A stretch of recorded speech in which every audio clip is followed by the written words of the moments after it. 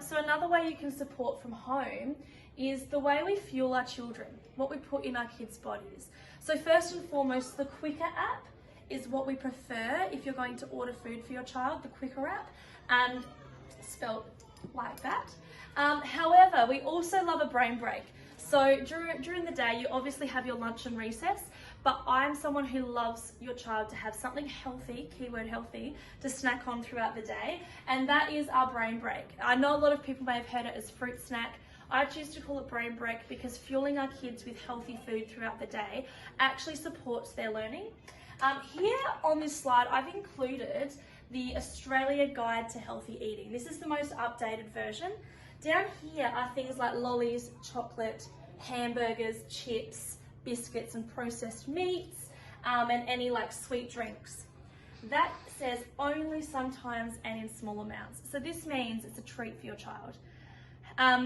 However, what we can see here is your milks and your dairies and your cheeses and cheese alternatives, your meats and your fruits. They are a slightly smaller portion, but they are every day. And your fruits and your grains and your veggies, they are massively important for your child to be eating every day. What this means is you could simply switch out a bag of chips for a mandarin. It may seem like less to you, but the content of what's in that is what's more important. So let's make sure we're fueling our children really well. And water. Your child cannot have enough water. I've actually got this diagram here because it kind of breaks down what we should see in a lunchbox every day. And we should see water, a piece of fruit or two. It is 2 serves of fruit every day. A little bit of dairy. If your child can't eat dairy, then a dairy alternative. Soy milk, all of that stuff is really great for your child. Breads and cereals. There's a large portion of grains and a large bit of veggies and salads. And then obviously your meats or alternatives. Really big portions of those things. Not so much our packaged and processed foods.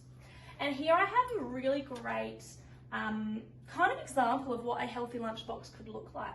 This website is a brilliant resource if you ever want to go to it. It's by healthylunchbox.com, and it shows really whole foods that your child would be nourished by. There's something called the vagal nerve that runs through our body, and what our children eat, it's immediately registered by the brain. And if we're fueling our children with processed foods, high quantities of sugar, it actually means that they're not functioning in class. Their attention span is less.